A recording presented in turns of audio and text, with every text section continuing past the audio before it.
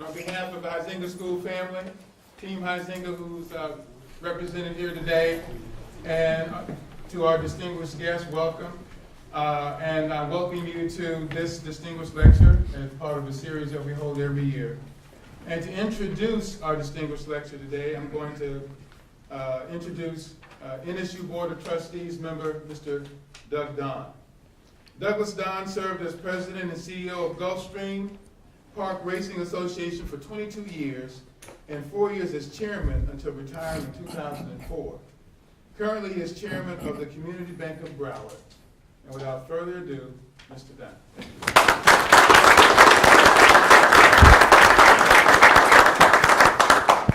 Thank you, Dean Jones, and I'm excited to introduce the guest speaker today, Raul Pupo. I first heard Raul a couple of years ago, and I hope you'll find, and I know you'll find, his talk today will resonate with you like it did me. Raul is an entrepreneur, author, speaker, educator, and consultant who has done business throughout much of the world. Raul heads a team of experts whose business focus is helping corporate clients resolve complex service and strategic business issues by leveraging unique tools and other proprietary intellectual capital. In Raul's own words, Raul is not a theorist. He is a practitioner and an entrepreneur. He has lived and championed what he's going to talk to you about today for over 30 years, and it worked for him, and it will work for everybody else, I believe, that adopts these principles. I had some personal experience when I was at Gulfstream trying to establish what I thought at the time was a customer service oriented company. And as I got into it, I discovered how difficult and complex it was. In fact, at the breakfast that I heard Raul, I asked a question. I said, Raul, you say that all these companies, and it's a high percentage, are doing such a bad job. Why is it that more have not adopted these principles? And we had breakfast after asking that question, and I could relate to his answer. It is a very difficult and hard and complex process.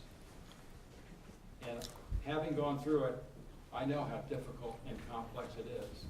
That's why I'm excited that he's here at Nova Southeast to deliver his message, because this is something that I think the business world needs, and I think you'll hear from Raul today when he lays out for you his principles, how important it is to adopt.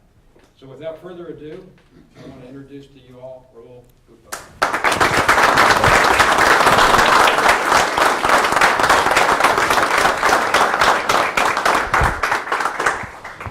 Thank you for the very kind words. I am, ladies and gentlemen, I'm delighted, correction, I'm honored to be here. And thank you for joining me. I trust that by the time we're done with our brief remarks, you will agree with me on two basic propositions. One, that there's literally a service meltdown all around us. And to the best of my knowledge, there is not one industry that's immune from this affliction. Not one. If you know of one, raise your hand, or we can talk about it offline.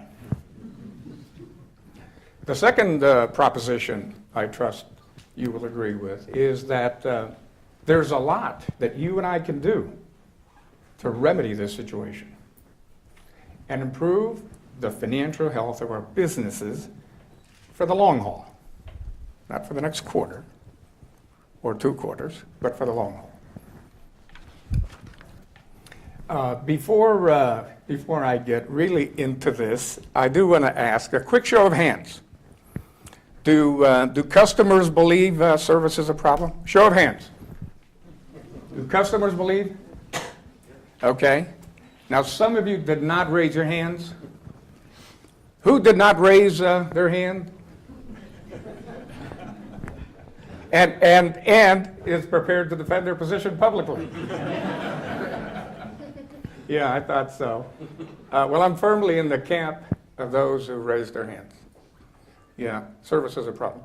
And the reason I ask the question that way, note how I asked that question. I didn't ask whether you believe service is a problem. I asked whether customers believe that. There is a difference. The consulting company Bain, not the much in the news Capital sister company, but the consulting company did a study that we actually do with our own commercial clients time and again. And it goes like this. We ask executives of a company, we say, Dean Jones, how do you think your customers would rate your service? And then we archive that answer, and then we ask Dean Jones' customers the same question. So Bain asked 352 public companies. Ask the executives of those companies, how do you think your customers rate your service? 82% of those executives said that they believe customers would rate them as excellent. 82%. Now, I want a volunteer to tell me when Bain did the smart thing and asked those customers of the self-same companies that question, what percent said service was excellent? I need a volunteer. Give me the answer. 16. 16%. Okay. The answer. 5. Okay. You're closer to the mark. 8. 8%. There's always a gap. I see it in our own advisory practice. We in management have this very lofty and exaggerated view of what our service to the customer is. Lofty perhaps, exaggerated perhaps. A 10-to-1 delta is emblematic of a very serious problem. I believe that most businesses are experiencing a service meltdown. And 60% of consumers who vote with their feet for reasons having to do with poor service seem to agree with my assessment. The 60% is a composite. It ranges from the high 50s to the mid 60s. So I combine those, and so I use 60%. So that is indeed the bad news. 60% of consumers. So apply to your own business. 60% of consumers are apt to walk for reasons having to do with poor service. So that is bad news. It's probably worse than you might have believed that news to be prior to my mentioning it. But the good news is this, and that is that if I'm right that there is this service meltdown literally all around us, then what a terrific opportunity for the customer-focused provider to have all the business he wants, if he wants. Don't you want an unfair advantage?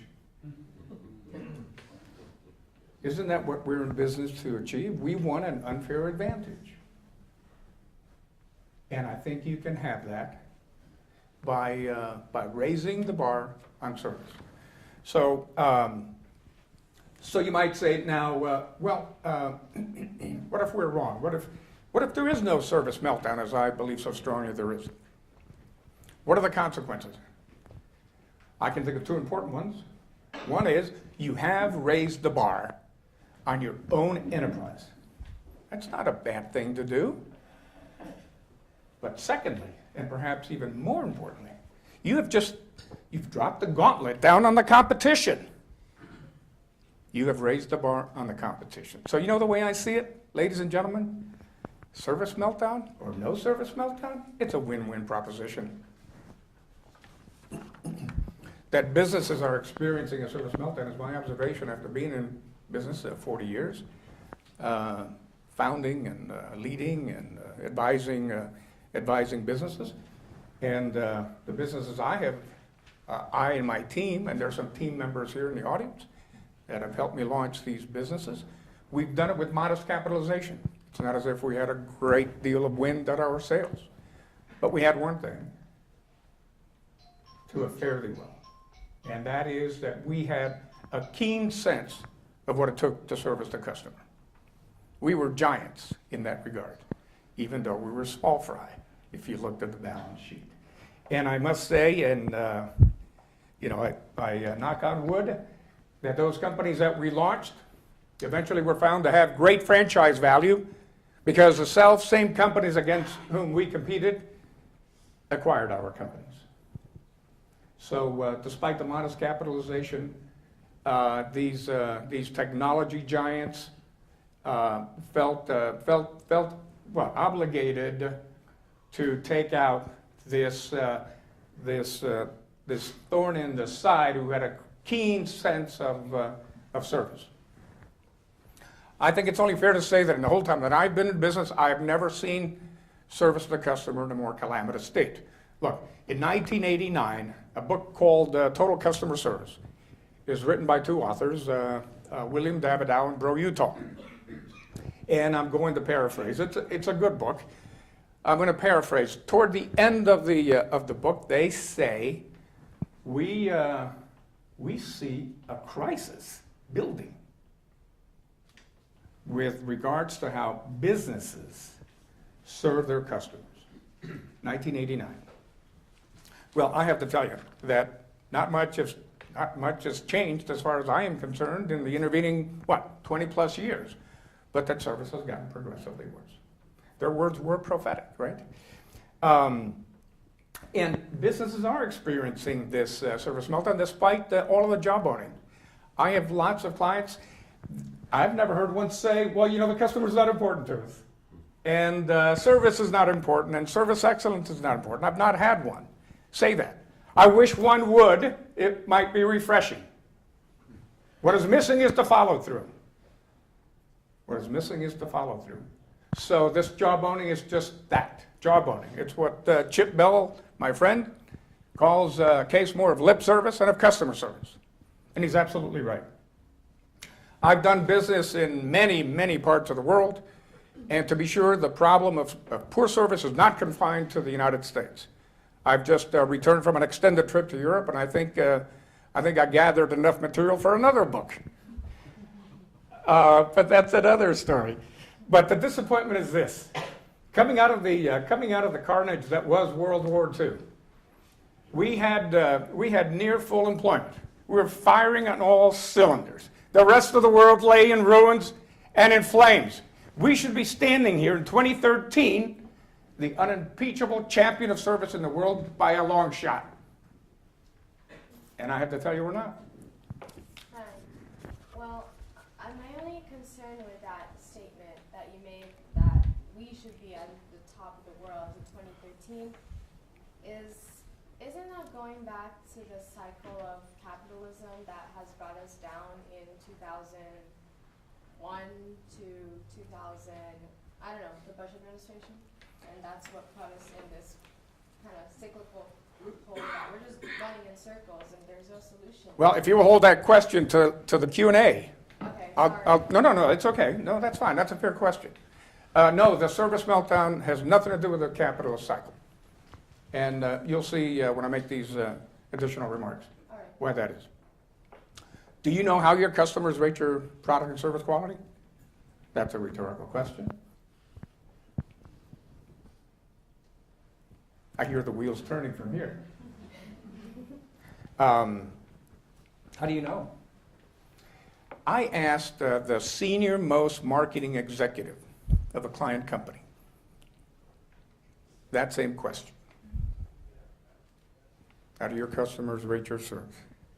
And he thought about it for a couple of moments, and he said, our customers are very satisfied. I said, how do you know? He said, we get a lot of repeat business. So play back my question and play back his answer in your own mind. So I had to say to the fellow, well, I assume you have a lot of repeat business from the customers that are in the fold, but you can't possibly have any repeat business from those who have left. Is that correct? Oh, no, that's right. It wasn't long after that we administered a satisfaction survey and found that his customers thought that the service was no better than average. Ladies and gentlemen, the senior most marketing fellow in this organization probably should have known better. was probably what? He wasn't just kidding me, he was kidding himself. If you don't know how your customers rate your service, I would ask you to do it not over a beer, not over a cup of coffee, not indirectly, not anecdotally. Do it rigorously, do it analytically, do it systematically. But it doesn't end there. Do you know that the vast majority of companies who do administer a satisfaction survey, the vast majority, see no improvement in the ratings from year to year? Why? I need a volunteer. Why? Yes? Because surveys are catered to the businessmen and not the people, so therefore, how are we ever going to know if that 80% or 16% or 8% is right? Okay, but if a company goes through the expense and the trouble, et cetera, of administering the satisfaction survey. At the same time, you have the, hold on, you also have the abroad companies. Okay, who's going to be the mediator to tell you how the people are like doing? If you're like, no offense to any businessman in here, but kind of offense, because at the same time, you're using the resources of the area without even knowing how the people feel about the way you use those resources. Yes, yeah, the question was, why is it that year to year you see no improvement in the satisfaction ratings? I would think it's because they really don't implement the Thank- solutions. Your name? Sherry. Hi. Raw. Hi, Sharon. Terrific. That is the answer. So companies go through the expense, they administer it, they go through all of that ordeal, and then perhaps they're intimidated by the follow-on, which is what? Remediation. Yes, sir. You had a question. Well, maybe more of a comment. I think their evaluations may be more relative than just strictly absolute. In other words, if you say your service is average, and everyone else has pulled up the bar, then you're right, you're no more competitively better. So it's important, I think, to look at both sides, the absolute level of value as well as relative, because you That's have to correct. compete. That's a good point. By the way, there's a term for that. It's called the service irony. And just don't lose any sleep over it, but here's what it says. It says that the more you do, the more the customer wants. It's called the service irony. I don't know what to tell you, that's what it is. That's the phenomenon, and so there it is. Don't lose any sleep, I'm telling you. The central premise of America's Service Meltdown is that you can run your company more effectively, that is to say more profitably, over the long haul. Again, not over the next 2 quarters, which is the kind of planning horizon that I think we're all very accustomed to. I say, look, even if you're a hard goods manufacturer, you need to wrap your product in an envelope of service and information. Are there any manufacturers in the room? Tom, you certainly can speak for manufacturers. Okay. No, you're absolutely correct. It is that additional value add, additional differentiator to bring you, in some cases, from a generic or to a market leader. We're going to talk about, I'm going to defend the case that says that we as manufacturers continue to serve up on a silver platter opportunities to the offshore locations. We've talked about that before. America's Service Meltdown is not a one-size-fits-all how-to manual. There is, frankly, too much of that. It's not that. America's Service Meltdown is a book of first principles.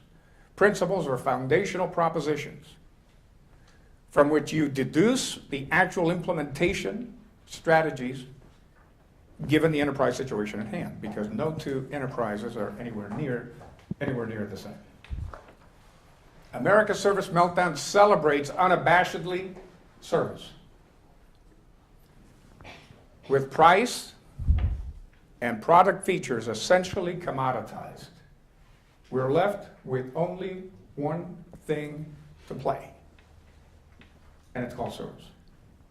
Service becomes a great lever. It's more than just a metaphor. It's a call to action. Service is a call to action. I believe you can weaponize any product lineup. I don't care what it is. It doesn't matter. You can be in financial service or in manufacturing. You can weaponize anything and everything that you do by folding in additional service elements in the way that we will describe them here. It doesn't matter to me if you're operating in a bricks and mortar realm, if the business is electronic, if it's foreign, if it's domestic, if it's a startup, if it's a far-flung corporation. The reason is that these are foundational propositions. I mean, these are principles, right? And principles are principles, right? And so there's a common thread that runs through all kinds of businesses. Service is a great lever, but it has to be baked into everything that you do. I always advise, whatever you do, even the most trivial thing in the corporation, think, what does this do for the customer? Doesn't matter what it is. What does this do for the customer? And if you can't draw a pretty straight line there, then you may want to pause and not do it. Simply get over price. I'm going to say this a couple of times. Price and product features being sustainable competitive advantage. Unless one of two things is true.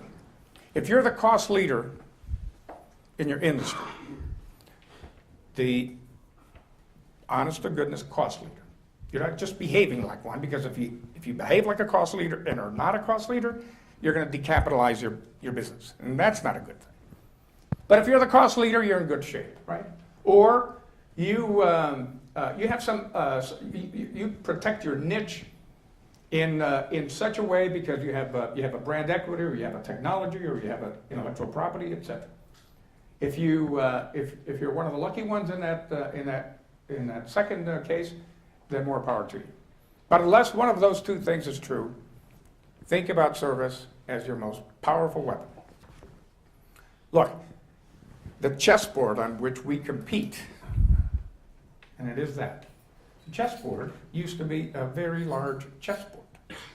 The chessboard has now shrunk. We have very, very few pieces to play. Very few pieces to play on this chessboard. But we have one mighty piece. We have one that is very powerful, and it's called service.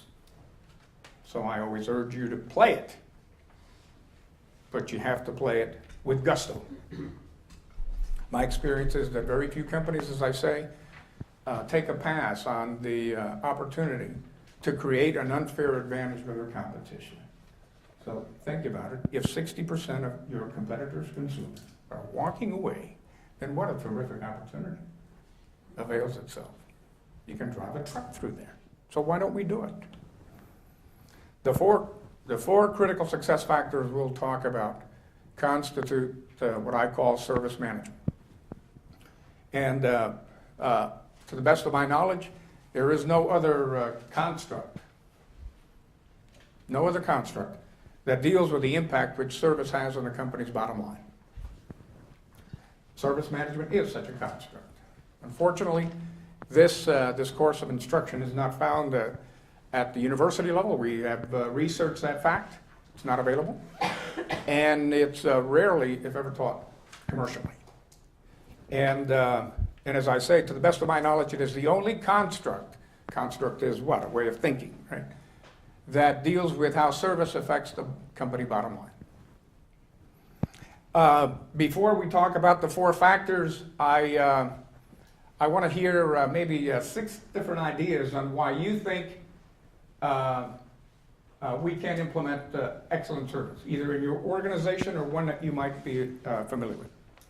In the interest of time, I'll take 6. What we normally do when we have a workshop is at the end of the discussion, then we try to map the 4 factors to what has been volunteered, and we see if we can draw direct lines. So who wants to go first? Yes, sir. The question was why we can't? Yes. We don't have the right people. Okay.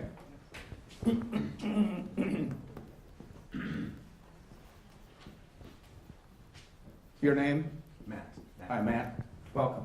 Thank you. Yes, sir. Too expensive. Too expensive. Cost. Your name? Steve. Hi, Steve. Thank you, kind. Yes, sir. Take too much time. Time. Your name? Mark. Mark.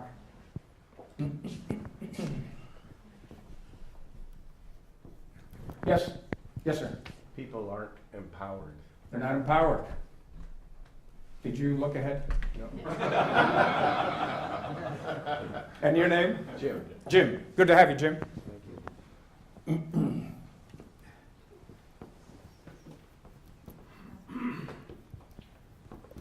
A few more. Over here, yes? Proper training. Training. I do think you all looked at my notes. Couple more on this side? Here, Yes, sir. I would say communication. Communication. It's got to do with not being able to communicate to the customer service base appropriately. Okay. All right, great. Your name? Dr. Cotton. Cotton? Yes. Good to have you. Communication. And maybe one more?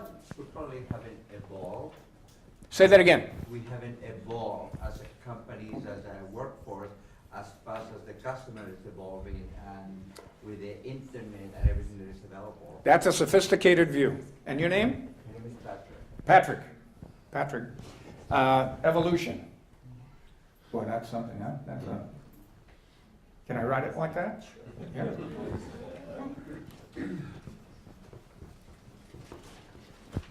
Okay, great. Does anyone feel, yes, do you have a compelling desire to add one more? Well, to build upon the gentleman's comment, it's the company culture. Culture. And your name? Jeanette. Jeanette. Culture. Gosh. Yeah. And, okay, so one more. But it's got to be a good one. Yes. Resistance to change. Okay, so Go with the right people. resistance to change, is that?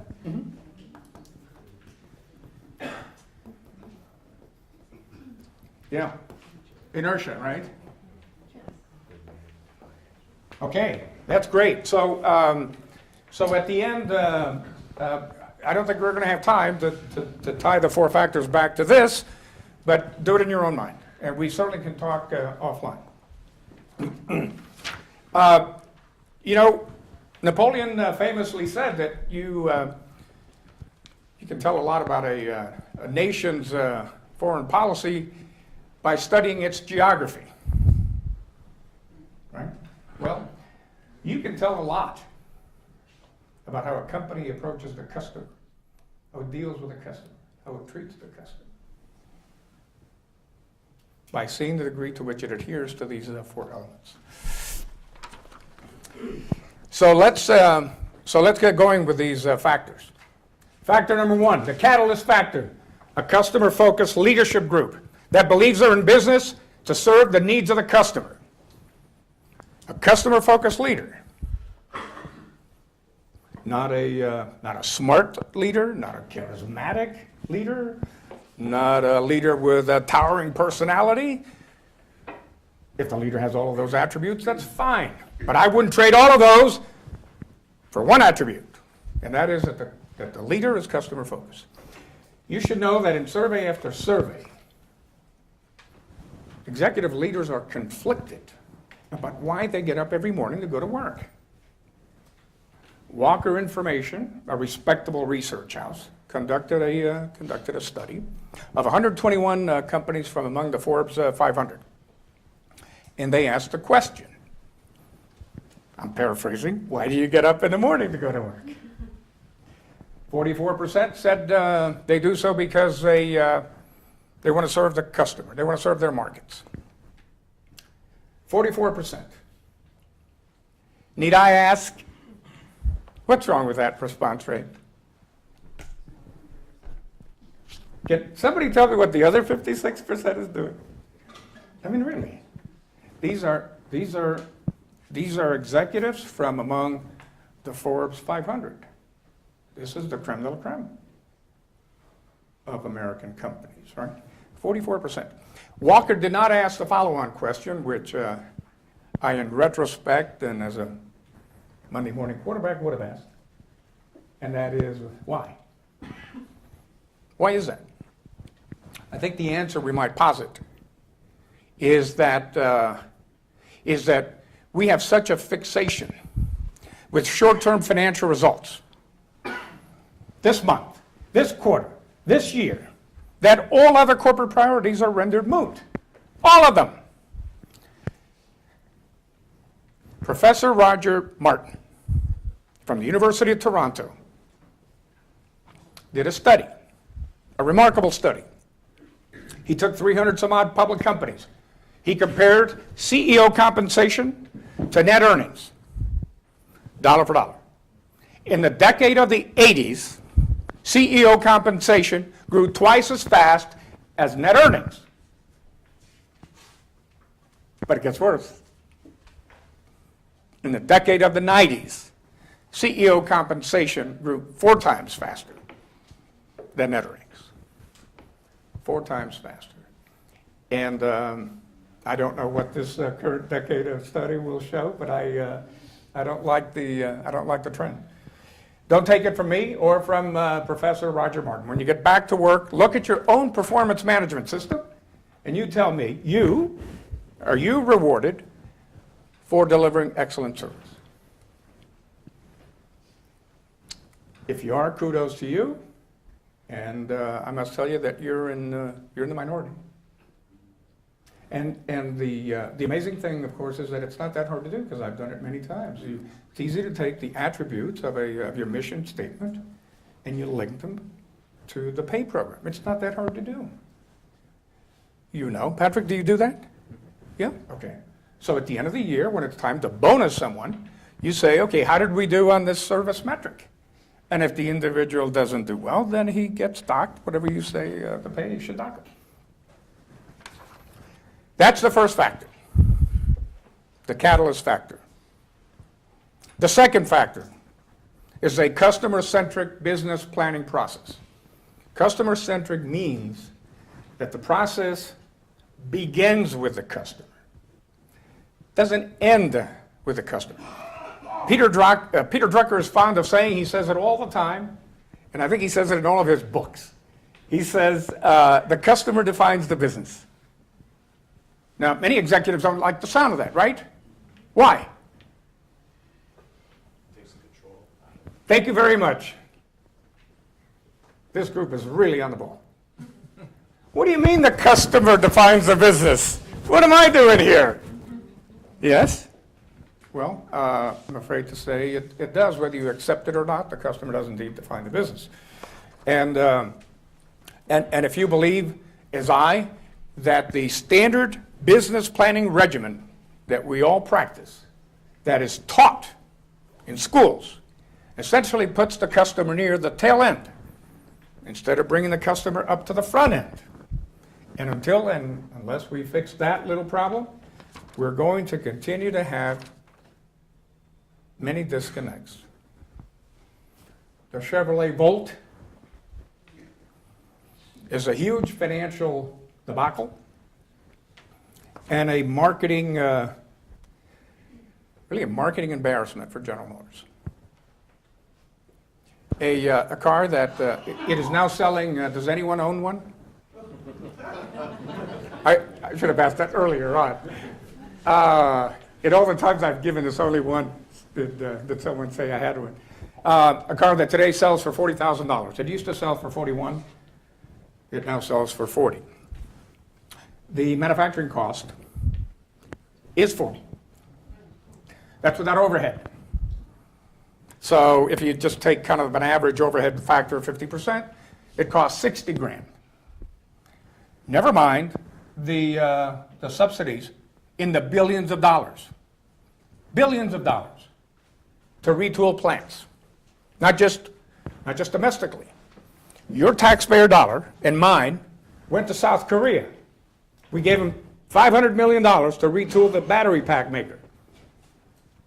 And now we have a car that takes virtually all night to charge and which occasionally catches fire. Yeah. What, in our context, what step did General Motors and otherwise very sophisticated company, what step did they omit? Yes? Well, the first step, they forgot to many people want General Motors in the United States of America?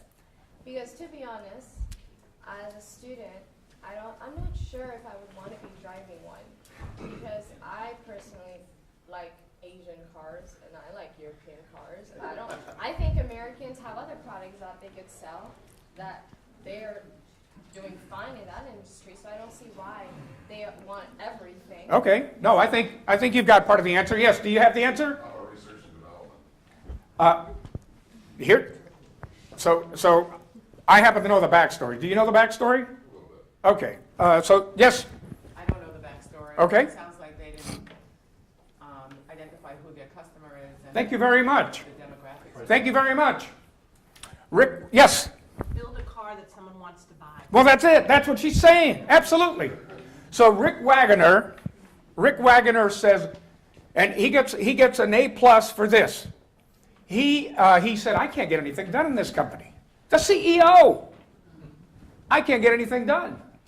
The planning regimen is going to kill me. So he created a skunk works. He grabbed a half a dozen very smart guys from Europe and the United States, and he says, I think we need a car, a hybrid car. And they went off 2 months before the Detroit Auto Show. They announced a car. At that point, they had the arrow half in the chest. They announced it. What step did they omit? They never asked you or me, are you willing to pay 40 grand for a Chevy Volt? You know, never mind the marketing. Why would, imagine calling a car, 40,000, used to be 41, a Chevrolet. They might have called it the Cadillac Volt, but that's me. The Chevy Volt was never introduced to a customer in focus groups or in research development, in any of the early stages that would have you go back and retool, make cheaper. The same chassis in a Cruze is half the price. The car looks exactly the same. Does anyone have a Cruze? You do? Okay, you just saved 20 grand.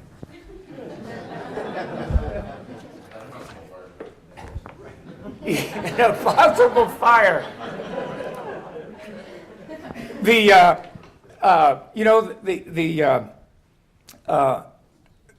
issue in strategic planning is, of course, that the role of the customer is hardly explicit. I mean, but I want you to consider some of the roots here. So strategic planning has been around for maybe 70 years. But there's a fellow who was very influential, Harvard University professor Michael Porter. So he wrote a book, Competitive Advantage, in 1980. I bet you all have studied from that book. Maybe it's still going strong. I don't know. It's a good book. But do this for me. Go to the index of that book and tell me the number of times you see an entry that says customer. Or how about an entry that says service? Let me save you a lot of time. No times. So Professor Porter, throughout this 300-page book, says, when you're doing your strategic planning, I want you to think about strengths, opportunities, weaknesses, what's your competition doing, all of that. And let me see if I have this right. You're supposed to do all of that and never integrate what the customer thinks you should be doing from a planning standpoint. I think that's hugely misguided. There was a post-mortem on the Professor Porter story, you might note. So on the strength of that book and other published material, Professor Porter launched a very successful consulting practice called the Monitor Group. For several years, they had a very, very good run. Recently, that consulting company, the Monitor Group, filed for bankruptcy. So, I wasn't there and I'm not an insider, so I don't know what all happened. But I would ask, did the Monitor Group forget about the customer? I have prima facie evidence that maybe they did. Maybe they did. The consequential differences between a planning regimen that brings the customer early on and one that doesn't bring him in at all or brings him in late, the differences are stunning. Can anyone imagine a consumer going to his lender and saying, Jay, do you have a mortgage product where if I make the smallest monthly payment, my principal will grow next month? Can anyone imagine a consumer doing that? Well, I've got news for you. Wachovia's pick-a-pay mortgage product was exactly that. Exactly that, before their business exploded.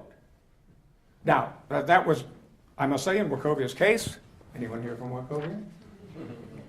I must say in their case, that was the least egregious of their misadventures.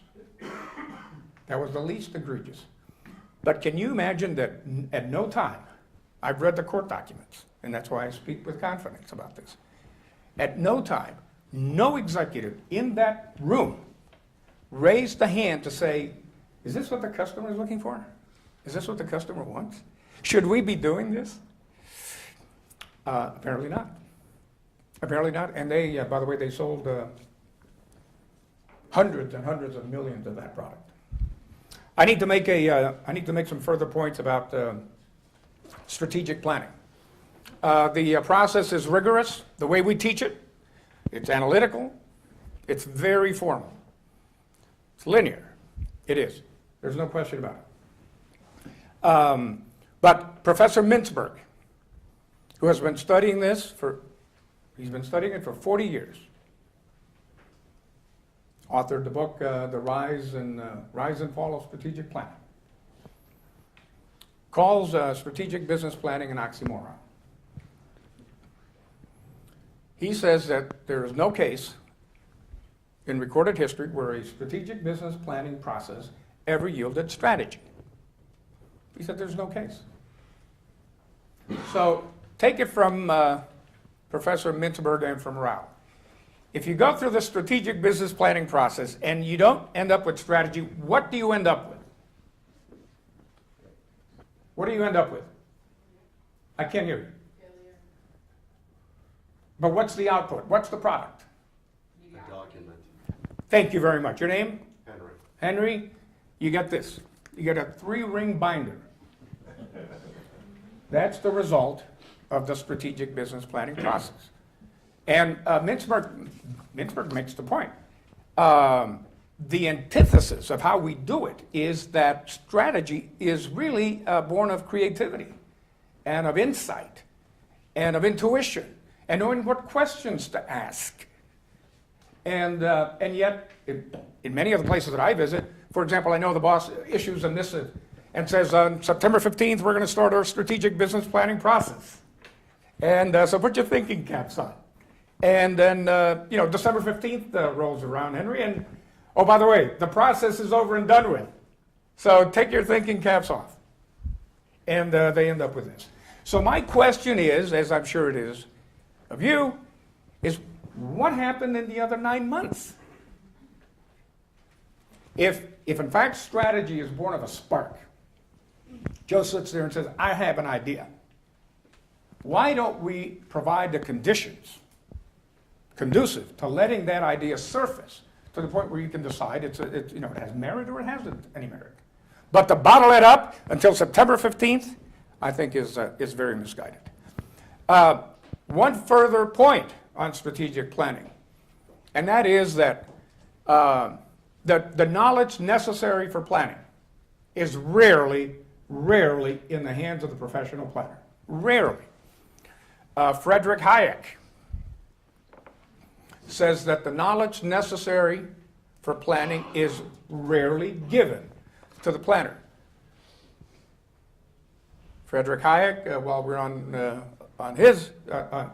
that subject, wrote the Road to Serfdom, among other books, The Road to Serfdom. If you haven't read it, you must have it in your library and read it. If it's been some years since you read it again. I did that a few months ago.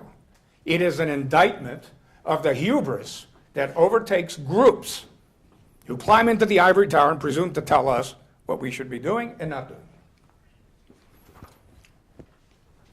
Does that make sense? It's tough. You know, when Doug says, you know, one of the reasons you don't see that the concept gains more traction is because what we're talking about dealing with a lot of inertia, right? The third success factor, we call it the service ethic. The most elusive of the four factors. The service ethic is the way the organization and individuals behave toward the customer.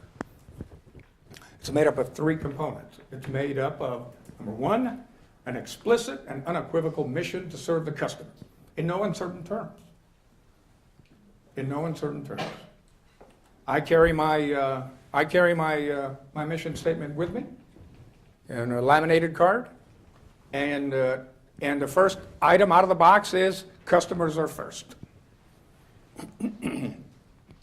There's a book by Jeffrey Abrahams, 101 Mission Statements, which I had to endure for, you know, as I was researching the book.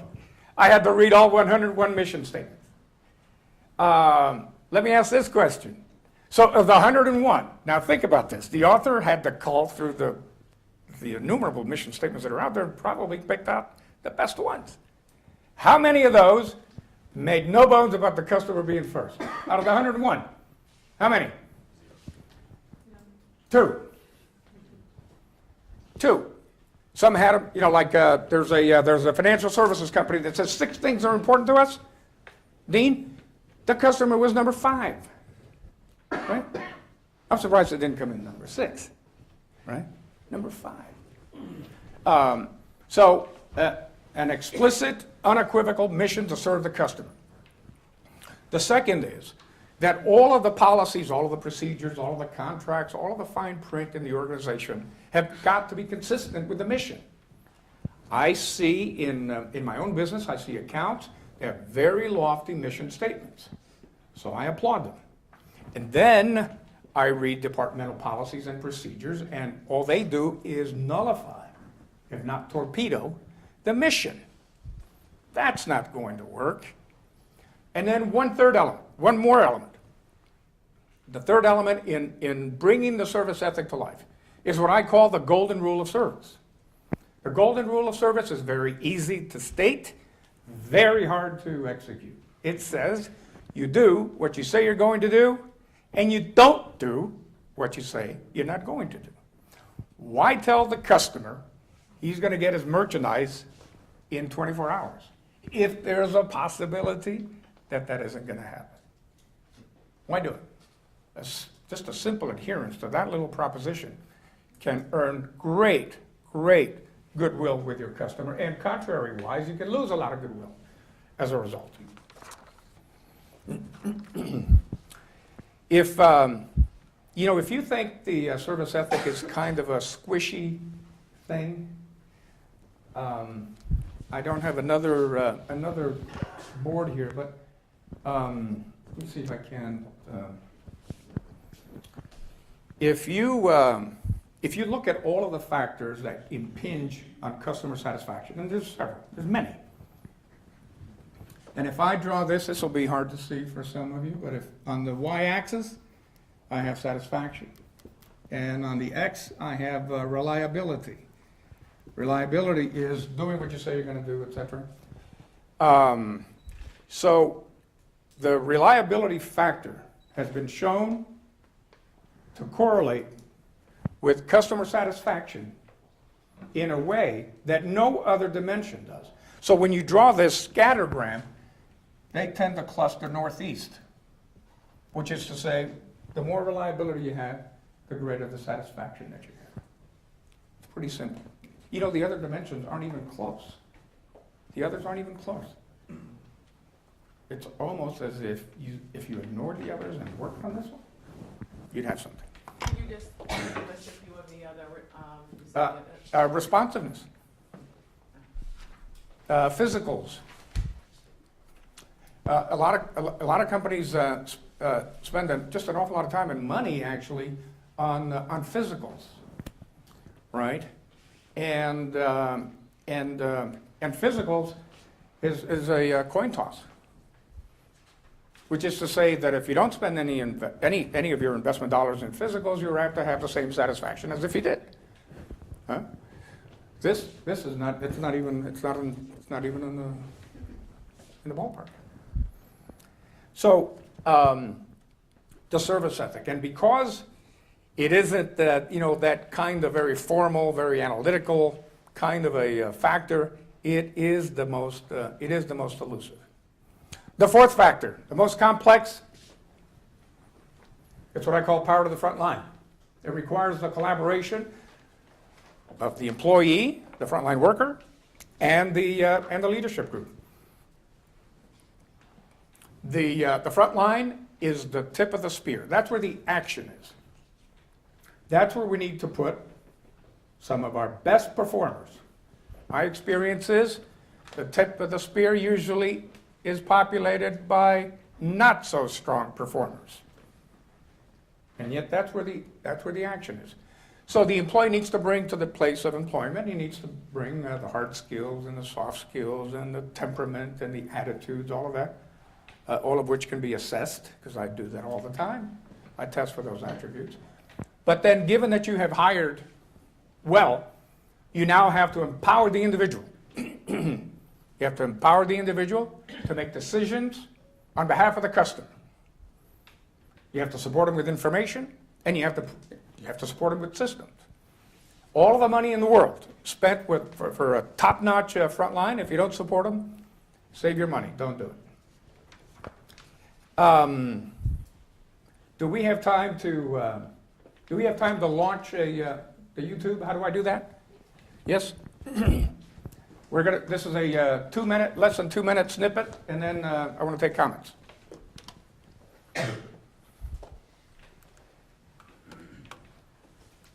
This is the HP 5510 all-in-one office printer. It prints, it faxes, it scans, and it copies. It also does not work. I've got a printer over here I've been using to help do my job, to protect your freedom. I call you up the other day because my printer broke, and you want me to pay you to tell me how to fix it. I got something for you. All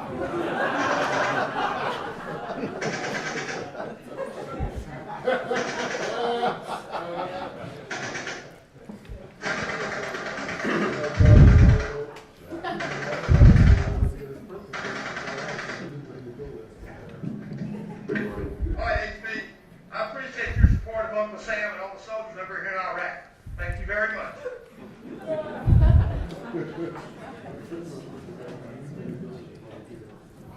What a piece of shit this product is.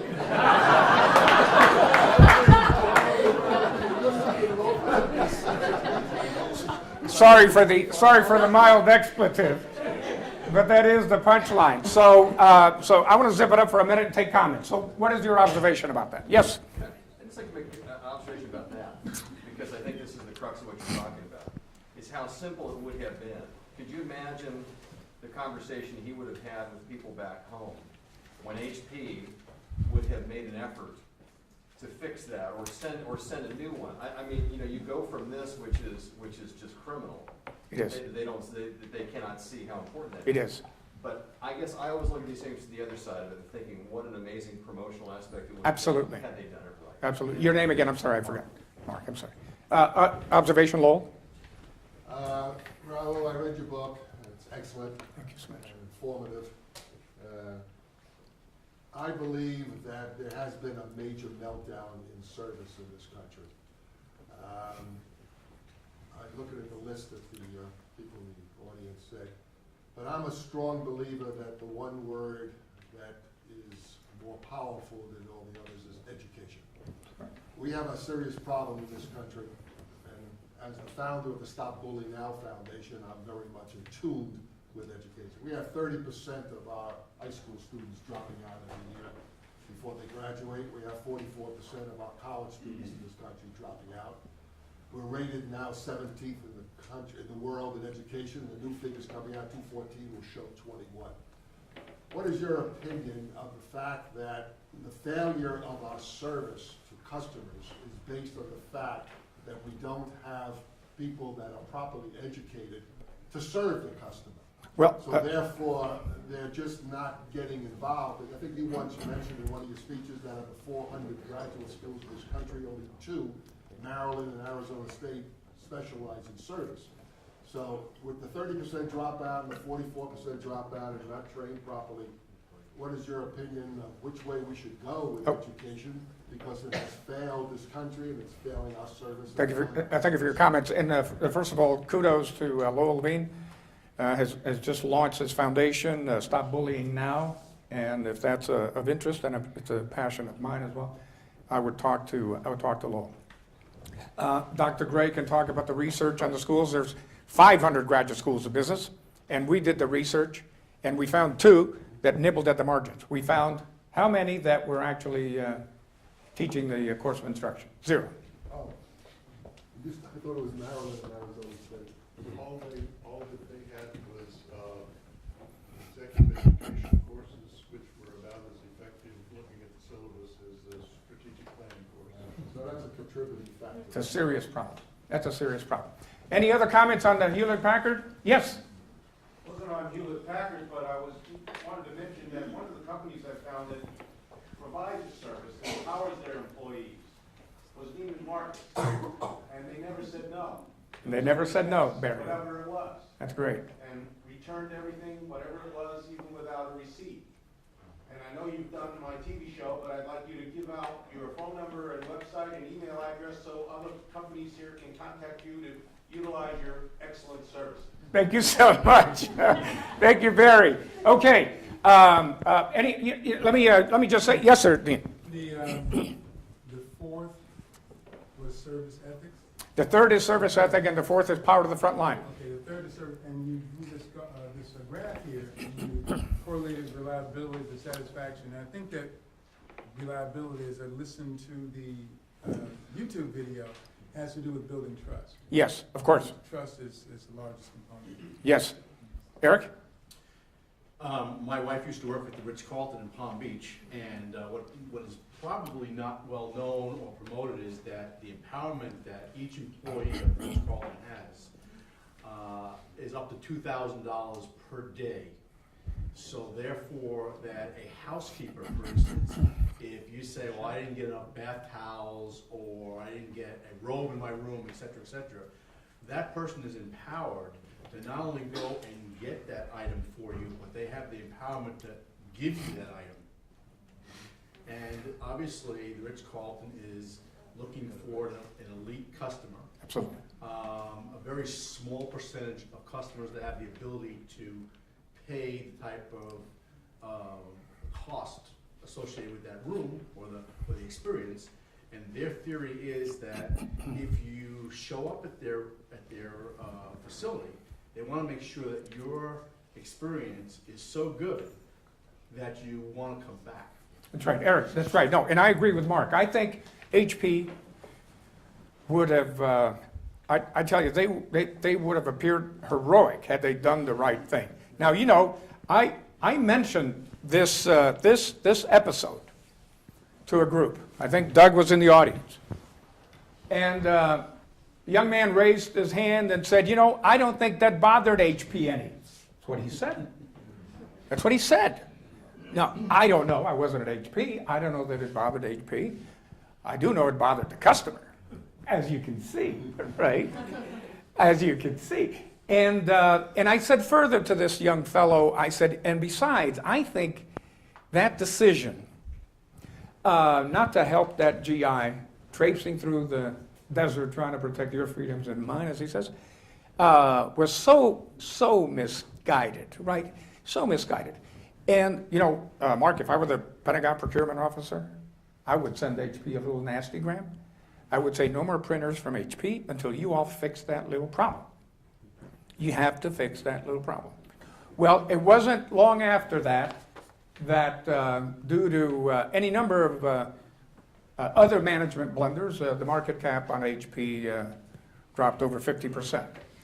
And they're still playing musical chairs in the boardroom there. Today, I think or yesterday, they voted in basically the same board that they've had in place. And so I don't expect anything is going to change there. Yes, sir. This HP. Yes, sir. When customer service lacks. Say that again, I'm sorry. When customer service is lacking. Yes, sir. This is the kind of advertisement you get. Yes.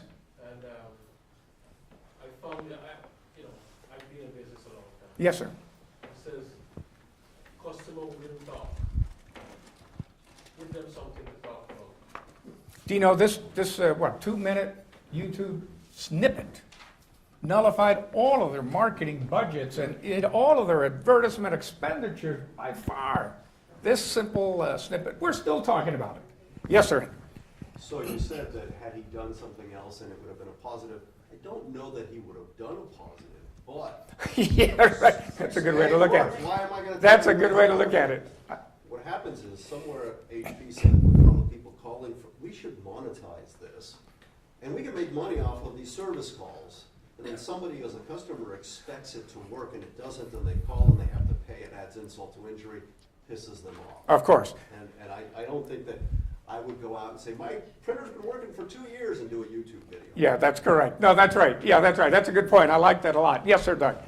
Raul, the segue from the HP Yes. and the comment back here about reversing it and doing it. Yes. And one of the difficulties that we talked about of why companies don't do this, it's so difficult and hard.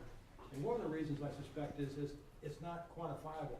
There's no discipline that I know of in academia here. No. That teaches in accounting, how do you measure and quantify what the HP result negative and then what the positive would have been, so that when the decision makers are in a room, that you got a cost-benefit Correct. analysis. Is there such a thing? That's correct. Yes, courtesy of yours truly. Yes, I do that all the time. We call it, the cost of poor service, and it's as rigorous can be.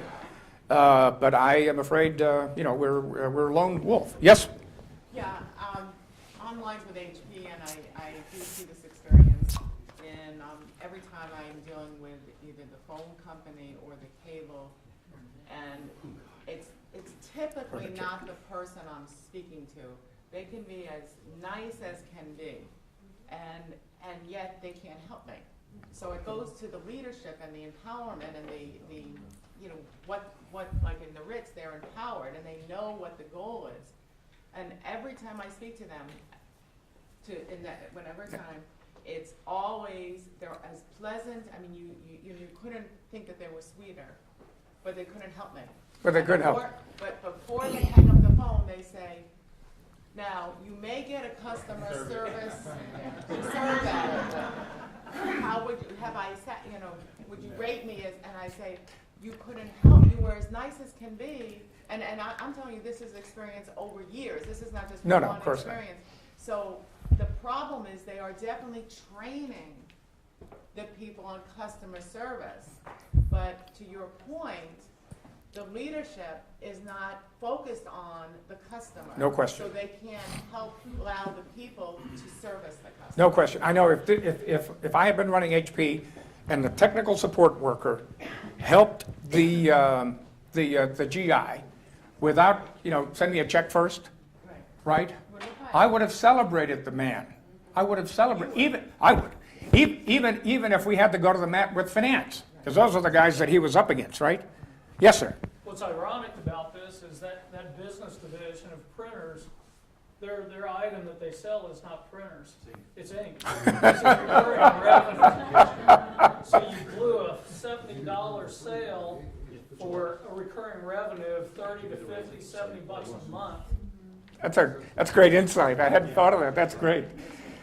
Here's another way to look at this. The way I see it is that the organization that fails to abide these four factors becomes essentially obsessed with efficiencies, not effectiveness, internal processes, not outward processes, short-term results, not long-term growth.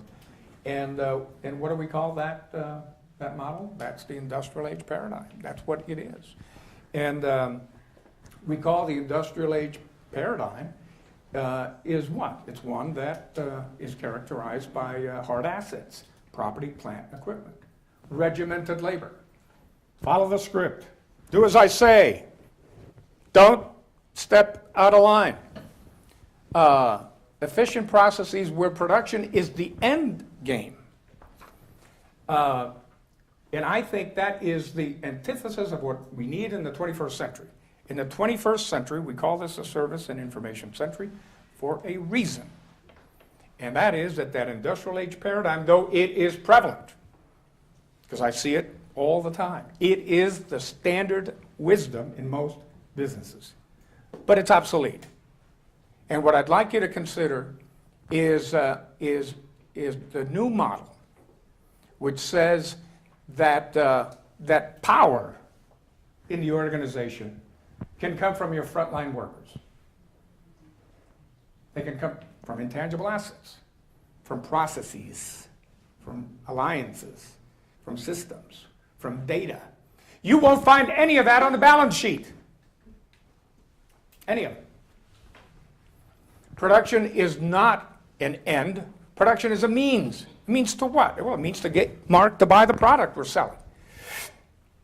If we don't embrace that view, we're going to continue to miss these opportunities. And I have to tell you that, well, here's the sad part, because we talked about it offline a little while ago. Many executives say, I don't know what hit us. Yeah, I don't know what hit us. Well, I think we've just talked about what hit you. I promised Tom I was going to talk about manufacturing. So we continue to serve up on a silver platter opportunities to offshore locations to knock our heads off. And here's how. The manufacturer who continues to strive for efficiencies, that is improving the cost per unit of the manufactured widget, is playing into the hands of the offshore location. The Philippines, the Vietnamese, the Indians, the Chinese. How? Well, yes, if you remember your economy of scale graph, it's a little smiley face, right? Little smiley face. It's got average cost on the Y, and it's got volume on the X. So what the offshore guy does is, when you're done, Patrick, giving me your best price on an item, they pick it up, they drop the smiley face down and over. You'll never catch up. You'll never catch up. Never. So you want to confound that formula, Tom? Confound it. I'll tell you how. You get away from a strict economy of scale model, and you introduce what? Economy of scope. You put service and information in that same product, you've just made life a real nightmare for the offshore location, because it doesn't work on the smiley face. Yes? And part of that, given some of the issues in China, if they were really customer focused, quality control is one example. What does the customer ultimately value is that it's a safe, reliable product, and they're losing sight of that for just pure cost consideration. That's right. Jade, how are we doing for time? 10 minutes. Okay.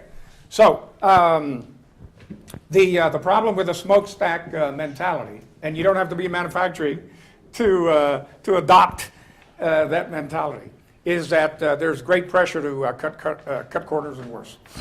Let me see. Can I name them? Anderson, Enron, Bernard Madoff, Adelphia, WorldCom, right? Cut corners and worse. Well, why? Because these enterprises had only one yardstick, and the yardstick was the earnings per share this quarter. And until and unless you get away from that, you're not going to, I mean, it takes great discipline to say, I'm going to miss this quarterly call, right? I've been on conference calls where the CFO, ladies and gentlemen, calls in sick. He calls in sick because he doesn't want to tell us that he missed the call. He missed the numbers. Compare the Fortune 500 list in 1967 to the list in 2007. So, a question for the audience. Joe, you want to take a shot at this? How many companies were gone in 2007 from the list that was there 1967? How many? How many? I give up. Who wants to take a shot at that? 10 were missing? 10 are missing? Who said 50%? You said 50%? Yeah. 50% of the list in 40 years. 50%. Now, a handful of those companies were merged out of existence because they received very lavish and generous buyout offers, and the shareholders did what they want to do. But that's only true for a handful. The vast majority of those companies are no longer on the scene for the simple reason that you and I stopped buying their stuff. We stopped. Companies like well, let me name them. This is a rather young audience. Digital Equipment. Polaroid. Wang. Wang invented the word processor. Charles Wang told me, he says, there will always be a Wang computer. And I'm sure the younger attendees in the crowd say, who? Who? Digital Equipment, founded by an otherwise brilliant electrical engineer, Ken Olsen. He invented a whole industry, the mini-computer industry. The machines were terrific. I was a substantial customer of his, and he was kind enough to invite me to a soiree in the Museum of Fine Arts in Boston. So over a flute of champagne, I say to Mr. Olsen, you know, I really like your product. The machines really hum. But you know what, Mr. Olsen? I just can't get the attention of your service team. They won't answer calls, they're sloppy, So Mr. Olsen, he must have been ready for my question. Because he said, Raul, you know, we want to be known as a company that makes the finest computer in the industry. And he pivoted and walked away. And of course, regrettably for Mr. Olsen and his estate, making the finest computer in the industry never extended to providing service to his customers, unfortunately. And further regrettably, he lost that business. And it's now somewhere in HP or who knows where it is anymore. In most organizations, except the very nascent ones, 80% of revenues come from existing customers. And particularly in a down economy, your most important revenue dollar doesn't come from a new customer. I know you know this intellectually, but we don't practice it. We can do the numbers. We can do the numbers, and I can show you that it isn't even close. The amount of money you can pocket from an existing customer, the same revenue dollar that you would get from a new customer. It's no contest. And so why don't we attach the same gusto to customer retention that we attach to customer acquisition? Steve Forbes, two-time presidential candidate, was a keynote speaker at one of our company's technology re-engineering centers in Scottsdale, Arizona some years back. And Mr. Forbes made his plea, which he makes time and again, that the nation is adrift, what with bureaucratic meddling and corruption and overspending and so on. He always says that the nation is due for a reawakening. He's been saying this for, I think, his whole career, his whole business career. And in a similar vein, I believe that our nation's leaders, when it comes to the way we run our businesses, I think we're adrift. I don't think we have a clue. And here's the sad thing. We're no longer playing a domestic zero-sum game. I think now we talked about the manufacturers, but we're now marooned in an island economy where 70% of our GDP is in services. It took a generation to outsource manufacturing.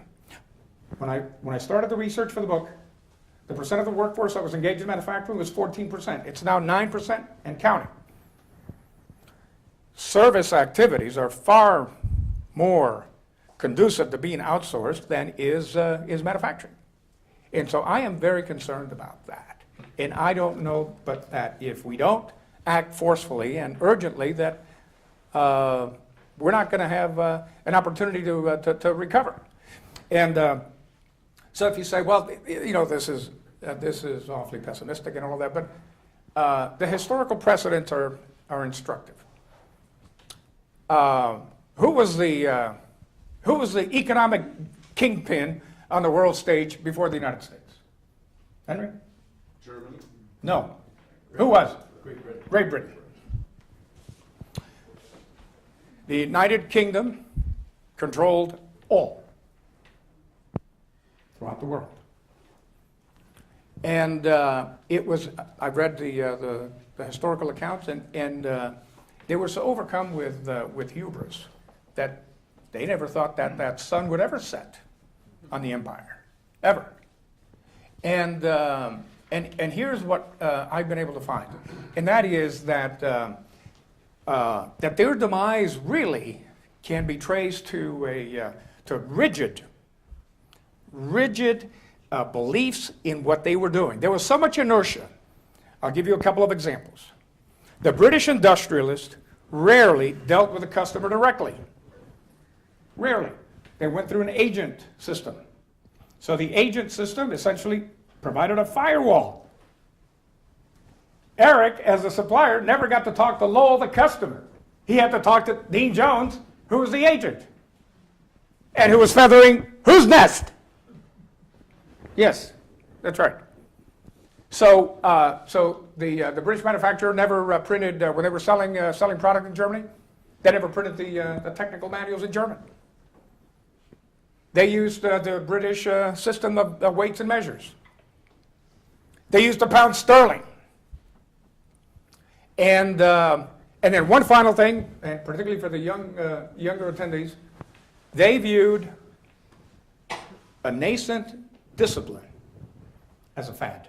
What was that discipline? What was it? I'm too old to answer because you said the younger audience. The analog will perhaps be striking. So the discipline of engineering was viewed by the Brits, by the industrialists, as a passing fad. As a passing fad. They never took it seriously.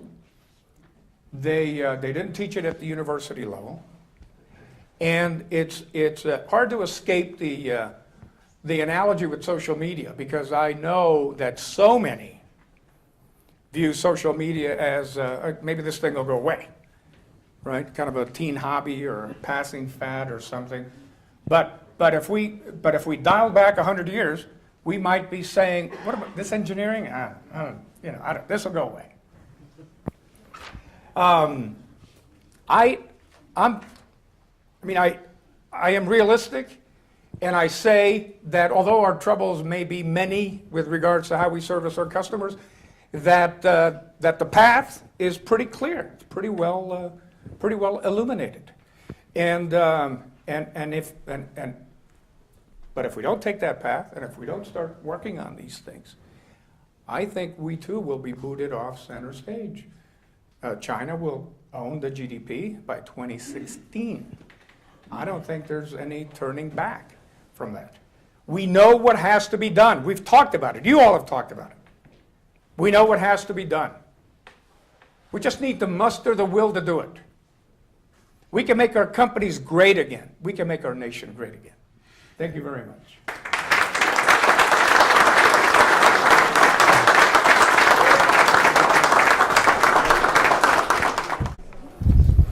Raul, thank you for the great talk, but most importantly, the great message that we can regain our greatness in this country and in this educational community of ours. I'd like to say thank you from the bottom of our hearts for your time and your effort today. Give them another round of applause.